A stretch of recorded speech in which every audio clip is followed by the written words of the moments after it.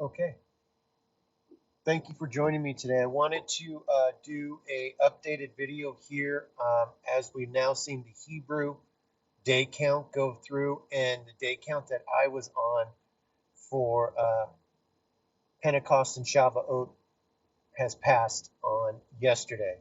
So I want to address this issue here as it looks like in the reading of Leviticus 23, I had messed up on that first week count of a complete Sabbath. What I mean by that, it looks as though that first week where I was counting that first Sabbath showed that first fruits actually started on the fifth day of the week. So therefore, by counting that Sabbath, it was not a complete week. So I want to address that issue in this video. And then also, I want to address the lunar Sabbath, that a lot is going around saying that the Sabbaths are lunar and they change every month on the new moon. And I believe when we look at this and show it by putting Jesus into the question on this, he answers that question to show on his resurrection that in fact the Sabbaths are set on the seventh day always. And we'll go through that in this video too. I'm going to only do on this, I'm going to do another video hopefully, and then get up by tomorrow, another video going into the start of the month of how it's possible if he is using not the dark moon, sliver moon for the counting of months, and we will go into that into another video of which if this this time period or actual correct count for Shavuot using the dark moon and sliver moon as the count passes, then we would be off a couple weeks on that and looking at the possibility, and we'll go into that on detail, but I don't want to go into that on this video showing that it could possibly be off 2 weeks, because what I want to focus on is I believe he is at the moment still using the way they count it out for their dark moon, sliver moon, starting the month. So just quickly, I want to go back into, let's go into Leviticus 23.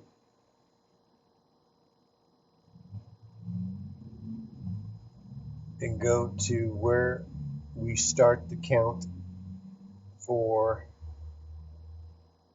Pentecost, which is going to be Leviticus 23:15. And ye shall count unto you from the morrow after the Sabbath, from the day that ye brought the sheaf of the wave offering, 7 Sabbaths shall be complete. Now that's big, and that's, I believe, where I messed up on my count, showing the 16th falling on that 7 complete Sabbaths, and then the morrow after the 16th falling on even unto the morrow after in Leviticus 23:16, the 7th Sabbath shall ye number 50 days, and ye shall offer a new meat offering unto the Lord, and that being Pentecost on that count. I want to go over that because it shows that first fruits actually fell on the 5th day of the week, and I counted that Sabbath there, which would not be a complete Sabbath, where it shows 7 Sabbaths shall be complete. So let's just go real quick. I want to look at and show you what I'm meaning on that. So we know that April 22nd, okay, was Passover, which made April 23rd the first day of unleavened bread, and then it made April 30th the 7th day of unleavened bread, and then the morrow after, which is first fruits, which is May 1st, it made May 1st the first fruit offering. So you can see that May 1st was actually day, because the 28th would have been day 1, and then The 29th would have been day 2, and then the 30th would have been day 3, and then the first fruit offering would have been day 4. So if we go and then count how I did, which was May 4th being that first Sabbath to count from, that that is not a complete Sabbath. You can see because you would have day 5, day 6, and then you'd have the Sabbath. It would not have, when you go back into Leviticus and how he makes it very clear on his Sabbaths. On Leviticus 23:3, 6 days shall work be done, but the 7th day is the Sabbath of rest, a holy convocation. Ye shall do no work therein. It is the Sabbath of the Lord in all your dwellings. Okay? So when you come back into your count for Pentecost, back at Leviticus 23:15, and then of course we know that ye shall count unto you from the morrow after the Sabbath, from the day that ye brought the sheaf of the wave offering, 7 Sabbaths shall be complete. And then the morrow after the 7th Sabbath shall you number the 50 days. Okay? So now when you go back into the calendar here, so let's do the count. And so I think I've shown that I messed up by counting May 4th as the first complete Sabbath, because it in fact was not a complete Sabbath. You did not start your 6 days of work, which would have started on May 5th being the first day. Therefore, your first Sabbath that would be complete would have been May 11th. So if you count from May 11th being the first one, May 18th being the second, May 25th being the third, June 1st being the fourth, June 8th being the fifth, June 15th being the sixth, then June 22nd would have been your 7th complete Sabbath. So the morrow after would be the 23rd.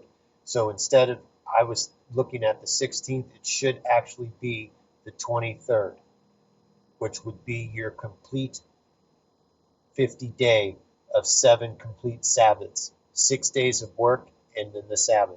6 days of work and then the Sabbath. So it would be actually June 23rd, this coming up week, that would be actually Pentecost, counting from the dark moon and sliver moon, the way they do their counts. So that would show that Pentecost being the 23rd. Now, I want to spend a little bit of time here, okay, and I just want, because it's going around that there is lunar Sabbaths, and that the Sabbaths change every new moon, every new month. There would be another set of Sabbaths, not the actual 7th day like we just went over. Not using our Saturday, Sunday, Monday, Tuesday, Wednesday. As I just showed you, I showed you the day number count. Using those is just because everybody knows that, oh, it's a Wednesday, oh, it's a Friday, oh, it's a Saturday, oh, it's a Sunday. But that doesn't discount the number day that God has for his 7-day week. Okay, 7-day week that we are currently on. That has not changed. So if you have lunar Sabbaths that would change every single month, then the Sabbath would change from the 7th day.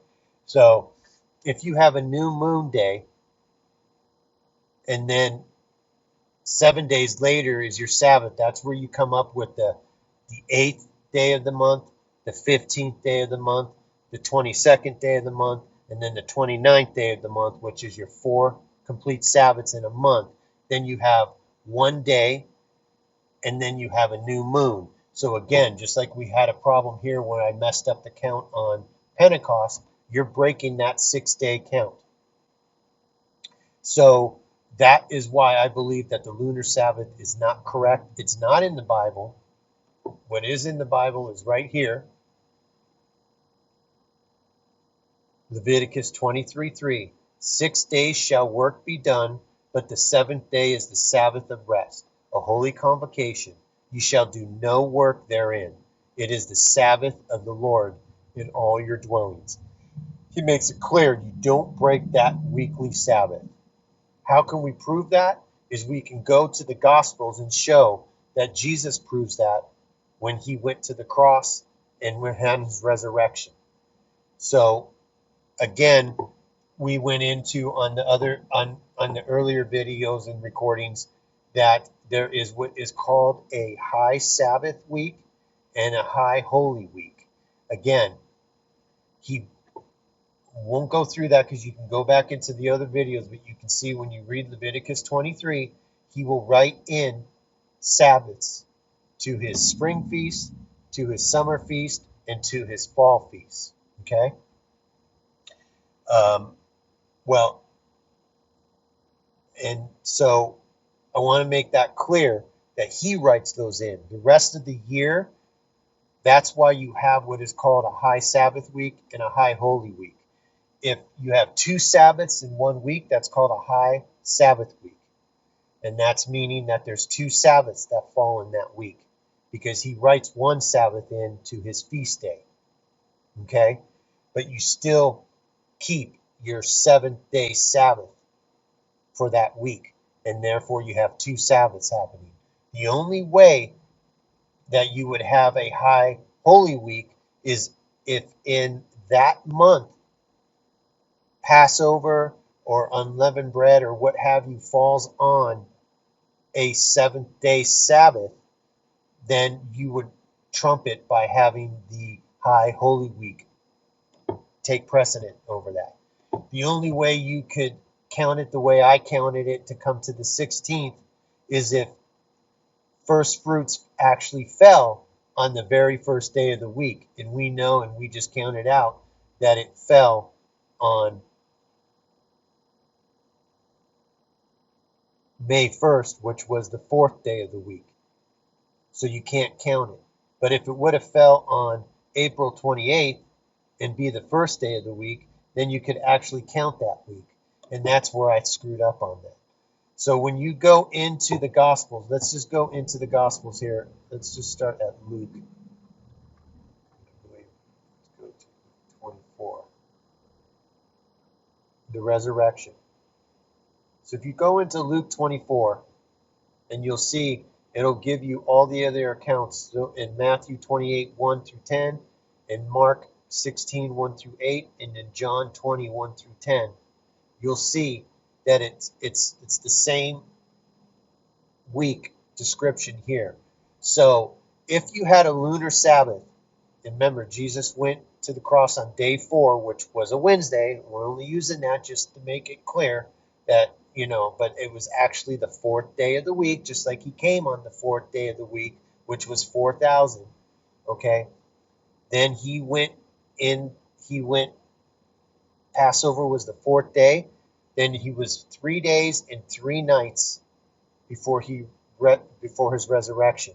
So that would have been, now again, just follow me. I'm going to go back and I'm going to use the days that we count, that we call them, just to make it easier for you to follow me on this.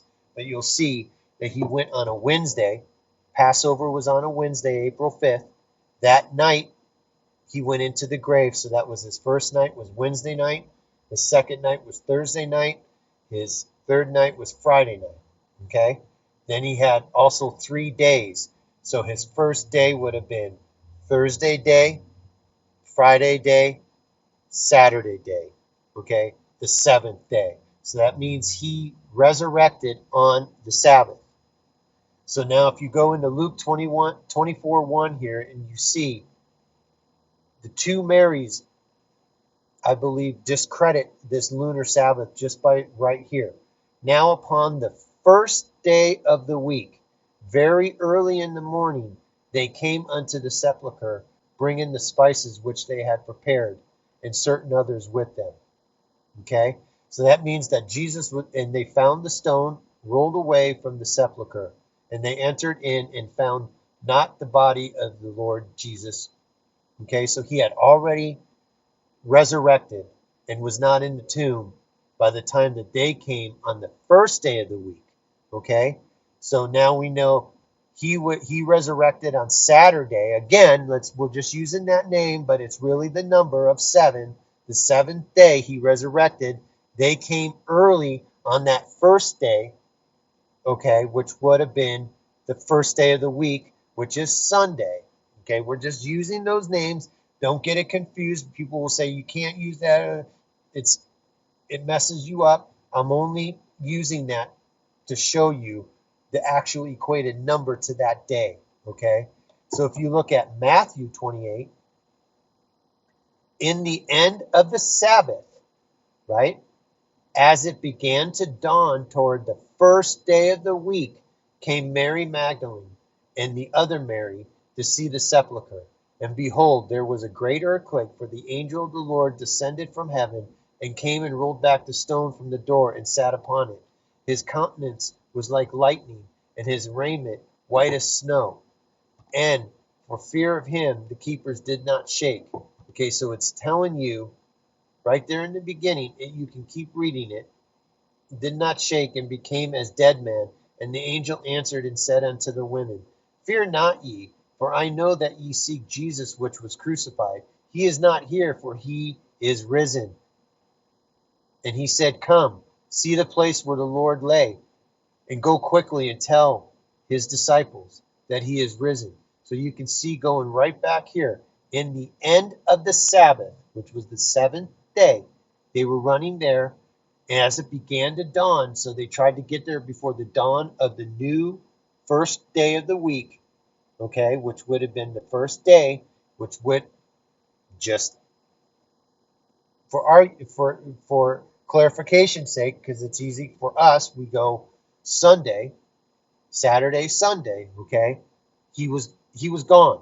So if you have a Sabbath always falling on the 8th day, the 15th day, the 22nd day, and the 29th day, there wouldn't have been two Sabbaths there for him to raise from the fourth day, because that day actually, the next day actually would have been the Sabbath, and there wouldn't have been another Sabbath. But there obviously was another Sabbath. You had to make it what? The seventh day Sabbath. Okay? So this disproves it there. If you go into Mark 16, okay? Again, this disproves it. It's the same account of the same resurrection and the same day count. And you see, and when the Sabbath was passed, again, the seventh day, the Sabbath was passed, Mary Magdalene and Mary, the mother of James, had brought sweet spices as they might come and anoint him. And very early in the morning, the first day of the week, okay, now that it's into the very first day of the week, we just happen to call that Sunday. They came unto the sepulchre at the rising of the sun, and they said among themselves, Who shall roll us away the stone from the door of the sepulchre? And when they looked, they saw that the stone was rolled away, for it was very great. And entering into the sepulchre, they saw a young man sitting on the right side, clothed in a long white garment, and they were affrighted. And he said unto them, Be not affrighted. Ye seek Jesus of Nazareth, which was crucified. He is risen. He is not here. He already rose. He rose on the seventh day, the Sabbath. Went to the cross on the fourth day, 3 days and 3 nights, and then he rose on the Sabbath. By the time they showed up going into the first day of the week, he was gone and risen. So that's Mark. Now if you go to John,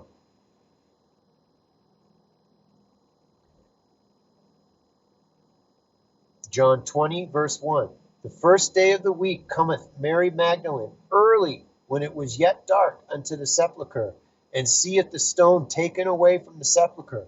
Then she runneth and cometh to Simon Peter and the other disciples whom Jesus loved, and saith unto them, They have taken away the Lord out of the sepulchre, and we know not where they have laid him.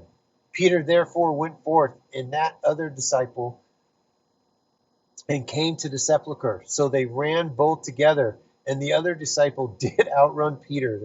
This is kind of funny. And came first to the sepulchre, and he, stooping down and looking in, saw the linen clothes lying, yet went he not in. Then cometh Simon Peter following him, and went into the sepulchre, and seeth the linen clothes lie, and the napkin that was about his head, not lying with the linen clothes, but the wrapped together in a place by itself. So Jesus was already risen in John's account.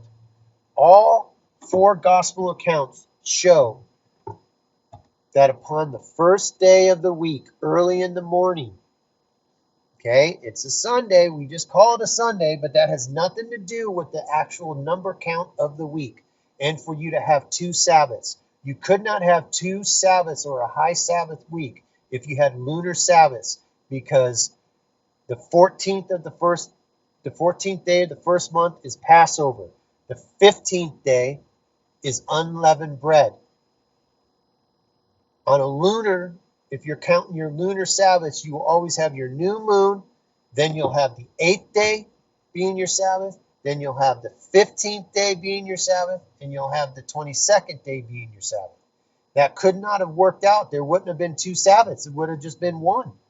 And they would not be running to the tomb on the 7th day to see Jesus. So I believe Jesus discredits this and answers this question completely, that there is not lunar Sabbaths that change monthly on the new moon. So that's what I just wanted to point out there. And then also going back into our count that I just showed you, I was off because there was not a complete week back on April or May 1st, which is the waving of the first fruits offering. That was day 4. And you had the 2nd, 5th, day 5, the 3rd, day 6, and then the 4th, day 7th, which is your Sabbath. And that's not a complete 6 days of work. So you have to start your count from day 1 of the week, which is May 5th. And that is why it lands on, that gives you your complete Sabbath of May 11th, your 1st, May 18th, your 2nd, May 25th, your 3rd, June 1st, your 4th, June 8th, your 5th, June 15th, your 6th, and June 22nd, your 7th complete Sabbaths. The morrow after is June 23rd, and that should be Pentecost, going off how they count their months using the dark moon and then the sliver moon being the first day. Okay, so I just wanted to make that clear. I'm going to try to get up that other video as well so that I could show where I believe the second coming lines up on the full moon, and that also lines up to be Feast of Trumpets. I'm hoping to get that out, but I wanted this one to get out first just to clarify my misstep on not counting a full complete Sabbath for the first week. So that would show that from there, April 22nd, Passover, Pentecost is going to actually fall on the first day of the week of June 23rd, this coming up Sunday. So let me just leave it at that. Again, like I said, please, if you have not accepted Jesus Christ as your Lord and Savior, please do it now. Time is short. If these day counts are correct, the year counts that we went over in the other videos are correct, this is the year, and Pentecost seems to be pointing to that appointed time.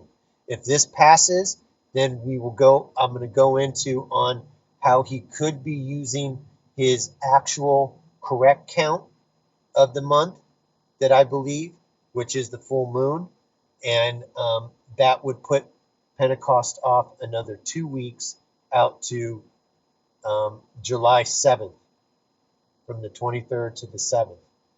But we'll get into that. That would be into another video. I don't want to show that into this one because I want to just correct my day count using the dark moon and the sliver as the start of the month count for Passover like they use. But we know that the Hebrew count was wrong, showing their Pentecost being June 11th and 12th during the middle of the week, which would have been 11th and 12th. Again, would have been either the 3rd or 4th day, which makes no sense. You're not going to have a complete work week again, or 6 days of working again on that. So I'll leave it on that, but please Please accept Jesus Christ today as your Lord and Savior. Time is running out. Have a great day, and I'll talk to you soon.